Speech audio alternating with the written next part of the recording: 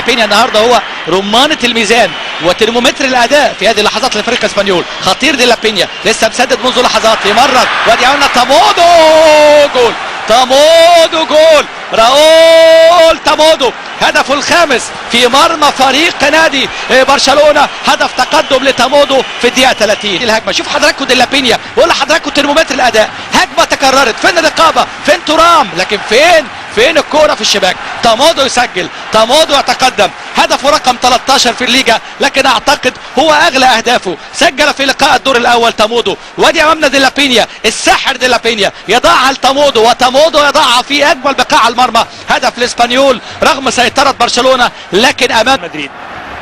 التقدم الى الامام من زاباتير، وكرة سريعة ومحاولة انفراد سقوط على ارض الملعب، وبابلو ايمر وحكم المباراة يحتسب ضربة الجزاء، احتسبها السيد اونديانو. لاحظ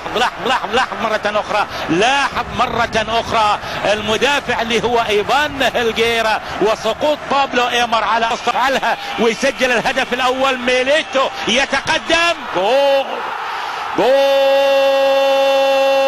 اول في المباراة، ميليتو، دييغو ميليتو، بعد ان تقدم اسبانيول في برشلونة على برشلونة، الان دييغو ميليتو يتقدم لريال في الليغا. لكن لاحظ مرة اخرى انقض كازياس في الجهة اليسرى، الكرة في الجهة اليمنى، تسديدة مثالية لدييغو ميليتو، وبالتالي يأتي استلام ميليتو يبحث عن التمرير، وسط كثافة والعرضية ورأسية، ولكن على طريقة دييغو ارماندو مارادونا، على طريقة دييغو ارماندو مارادونا.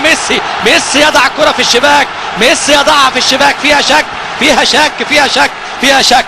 تذكرنا علي بن ناصر، تذكرنا مباراة انجلترا والارجنتين مرة تانية. ادي امامنا الكورة، وادي امامنا ميسي على طريقة دييغو ارماندو مارادونا. اذا الاهداف باليد تتكرر في هذه اللحظات. ادي امامنا نيستلروي فعلها نيستلروي من قبل في مباراة سابقة، اعتقد كانت في مباراة الفريق امام فريق ديبورتيفو لا كورونيا. وادي امامنا في هذه اللحظات على طريقة دييغو ارماندو مارادونا، حقه هو وريث شرعي لمارادونا اللاعب ميسي. ادي امامنا ميسي، هدف ايه؟ الهدف رقم 11، لكن هدف نضعه بين قوسين لانه هدف بلمسة يد واضحة جدا، هدف التعادل بلمسة يد. يتابع ويشاهد واكيد طبعا يعني عارف خطأ هو المساعدة. ادي ميسي، وادي الانفراد وبالقدم اليمنى، جول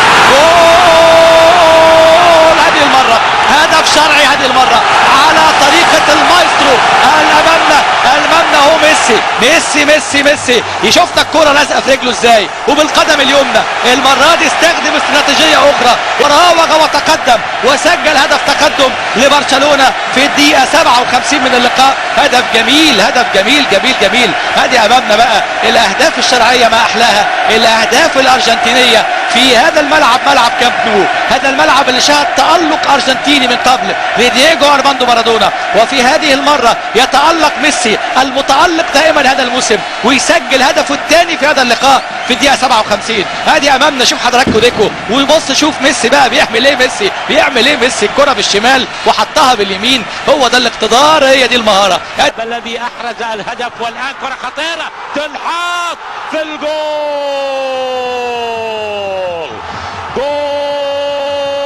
في برشلونة، وجول في ساراغوسا، جول لبرشلونة هناك، وجول هنا في مرمى ريال ساراغوسا، وفان نيستلروي يسجل هدف التعادل. 24 جول لهذا اللاعب فان نيستلروي. لاحظ الكرة تضرب الارض وتعانق وتضرب العارضة، وبالتالي يأتي هدف التعادل. فان نيستلروي قبل يعني في الوقت الضائع يعني بدل الضائع للشوط الاول اضاع فرصة ثمينة جدا يعوضها الان، ويأتي ويحرز هدف التعادل، مما يجعل قائمة البدلاء تبتسم مؤقتا في ريال ساراغوسا. هدف قد يكون حاسما في المباراة. بابلو ايمر، مباراة رائعة لبابلو ايمر، يتخلص ويتقدم وينقلها الى الامام الى دييغو ميليتو، خطيرة اخطر تنحط، بالتخصص ميليتو، بالتخصص ميليتو. وهنا النقلة تأتي، لاحظ التصرف من دييغو ميليتو، هدأ هياها نفسه ومباشرة بقدمه اليسرى وبالتخصص الحقيقة في مرمى ريال مدريد يأتي ويسجل الهدف الثاني. دييغو ميليتو في مرمى ريال مدريد. لم يهنأ ريال مدريد كثيرا بهدف التعادل، وأن تحدث هذه النتيجة خسارة ريال مدريد. الأمور للبرشا، الأمور للبرشا. برشا يا برشا في برشا في سراقوستا. يسقط الآن ريال مدريد في متسع من الوقت. أمامنا 25 دقيقة قادمة. هناك أيضا في برشلونة ممكن جول، ممكن جول، ممكن جول، ممكن جول، ممكن جول، جول. هدف التعادل أيضا فان نيستلروي، ايضا فان نيستلروي. اليوم دييغو ميليتو جولين، فان نيستلروي جولين. اصبح الان عنده 25 في 75 نقطة. هدف التعادل هدفين لهدفين. لاحظ مرة اخرى الكرة يبدو انها من المدافع. لاحظ مرة اخرى الكرة بهذا الشكل مرت ووصلت، وبالتالي يأتي الهدف. التعادل هناك، التعادل هناك ايضا يحدث. يا الله يا الله، شوف شنو اللي يحدث في سراقوستا واللي يحدث في برشلونة. جول، جول، هدف التعادل، جول امامنا. شوف حضراتكم تامودو يحتفظ بالاسباني. والربع ساعة الاخيرة الاهداف القاتلة اصبحت عنوان في غفلة من الدفاع وفي لحظة من ترقب النتائج الاخرى. هذه امامنا، الجميع لا يصدق هذه التمريرة، هذه امامنا التمريرة. لكن شوف حضراتكم اوليجر بغطي، وتامودو ينفرد، وتامودو يضعها. هدفه رقم 14 في الدوري هذا الموسم. لكن شوف حضراتكم التمريرة الحلوة. دفاع برشلونة النهاردة في غفلة، بيول وفي غفلة